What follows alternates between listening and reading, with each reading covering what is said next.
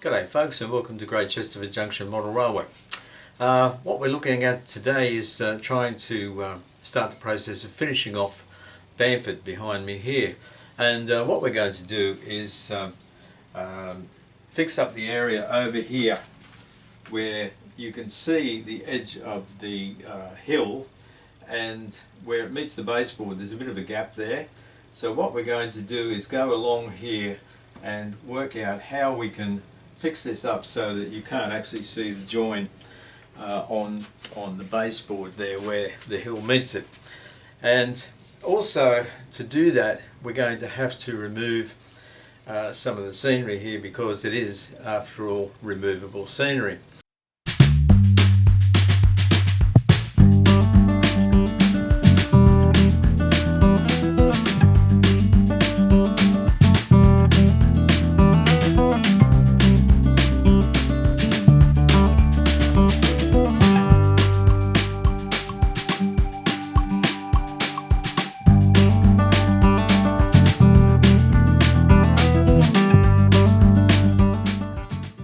Now, because this area has a fairly irregular sort of edge to it and shape, it would be difficult to cut it out in, say, a timber strip or something like that.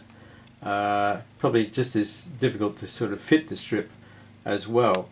So what I've come up with is I've got this cord that you would use, say, in an old sash window to hold the weights. And it's a braided sort of cord on the outside, and then it's got a cotton core on the inside. And I thought that I could actually pin this in place along the edge while the edges are in place there, to get the basic shape, and trim it off where necessary. Once that's in place, it is roughly about rail height, or actually a bit lower than rail height.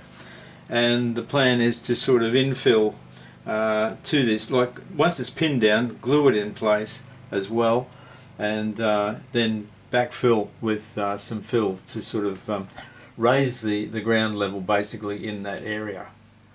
I've got some panel pins to hold the cord down. They're roughly about 10 mils long, I suppose. Very fine little pin. And so I'll just start putting the cord down now, and we'll see how it goes. This is the first time for me, folks, so it's the first time for you as well, so we'll see how it goes. Well, folks, you learn as you go along. I've found that it's better to put a panel pin in partially, and then do the next one, and then the next one, and then when you've got a line of it set up, then take the scenery off, and then you can wield the hammer over there without damaging anything. So that seems to be the method. You learn as you go along.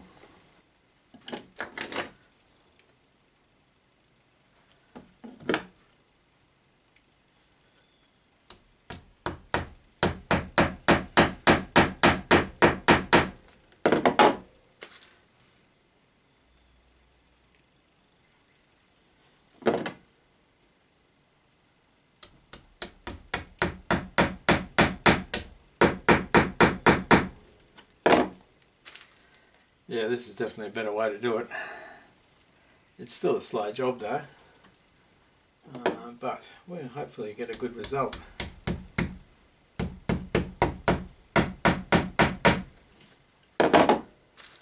There's, I suppose you could staple it, but it would be awkward getting a stapler in this position here.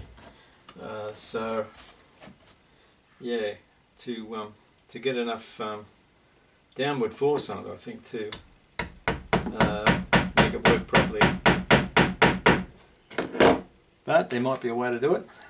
But this is the original idea I came up with, so we'll just go with this. We're committed now, although, you know, I could take all this up if I changed my mind at this stage, because nothing is glued down. yeah, so I'll just carry on like that until I get to the signal box. Yeah, we're getting pretty close here, so just cut the rope or the cord.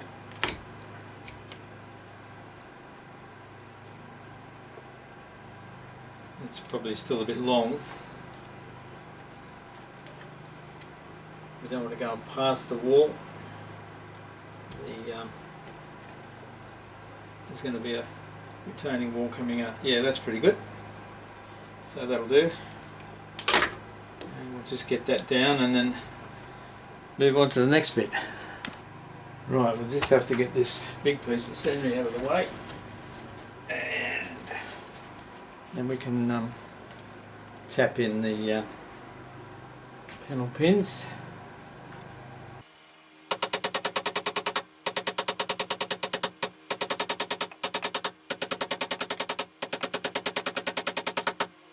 Yeah, I just realised that this hill here is going to be in the way, so that's going to have to come off as well.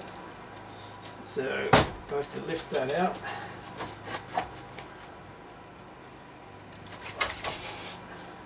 And remove that. Right. Yeah, so I think it'll be tricky trying to finish off up this end. It's better to start at this end and work my way back. Actually, I might come back a little bit off the wall, just so I can get a bit of a swing at it.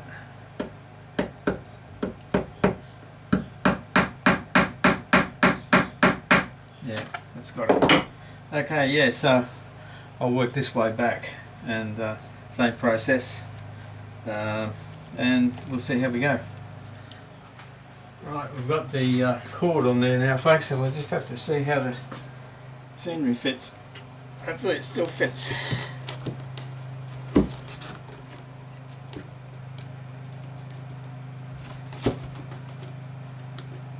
Okay, that's good. Now we'll just slot the other one in.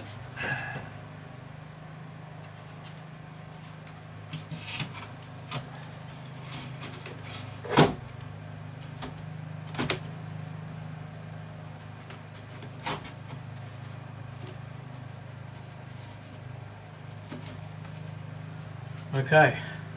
I've given the cord a coat of brown acrylic paint, just brushed it on mostly on the top to better disguise it once the scenery goes over it. You know, there may be static grass, etc., or gravel, whatever, attached to the top of the cord, so I just wanted to make sure that none of the white would show through, and also leaving a bit of it bare at the bottom will allow the PVA that I use to glue anything in to seep into it and further enhance it and make it a bit stronger. It's actually quite stiff at the moment with the acrylic paint on it. Now I'm just gradually adding in the ground infill or ballast or whatever you want to call it. This is going to take a while, but yeah, just bringing it up to the cord and patting it down and sort of getting it off the sleepers as well, and just sort of making it look as though it's supposed to be there, I suppose. Yeah, so I simply bring my container to the area and then gently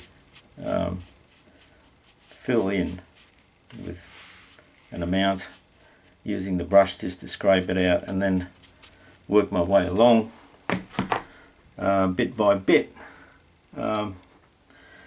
So yeah, it's a job that you can't rush. It just takes time. Well, I've got all the ballast in there now, folks, and it's all cleaned up and all nice and neat along the edge, hopefully. And down here, as we get down towards the end here, this section of track here, I didn't actually have any ballast in there. Also, it needed a couple of sleepers put in, so that takes it right up to the wall, and then I've added some on this side as well. And then when we get down to this section here, the end of the two sidings, My friend Chris has been printing me some buffers, 3D printing, and so they've got to be fitted in here. I need to raise them up a bit. There's one there, and I've got another one just over here. So I'll have to put those in, and then I'll get some probably a bit of ballast around those as well, and then we'll be ready for doing the gluing. What we'll do is we'll put a bit of board just here behind the area to stop any overspray of moisture going down beyond the back of the board there. So there goes, folks. I've got a very fine spray here, and we'll just do a small section to start with. And as I said, I think this needs to be quite wet because of the depth of it. So I'll go over this 3 or 4 times, I think, just to make sure that the PVA will migrate right through the whole area and soak in and bond everything together. It's quite wet now, so we'll see how that goes. Now I've got an eyedropper, and I'll pick up some diluted PVA. It's 50-50 water and PVA, and we'll just spread it. Yes, that's going in nicely.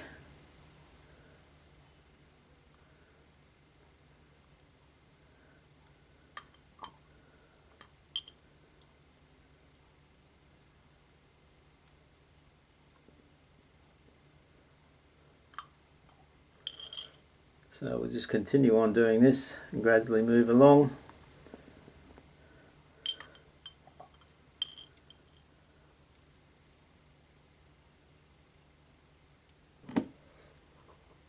Now we'll just move along to the next section, and what I do is I look at areas. I have a point where I work from and to, so I know that I ended on this rail break here, and I'll go to the end of the point, in this case just here, so you can sort of keep up with where you've been. And as I said, you don't want to do too big an area at once, so I'll get on and do the rest of this, and then we'll get back to you when it's finished. Right, all the ballasting and the gluing is done now, so it's just a matter of just wait and see. So I think this could take a couple of days to dry out, so we'll just have to walk away from it and leave it and let it dry properly.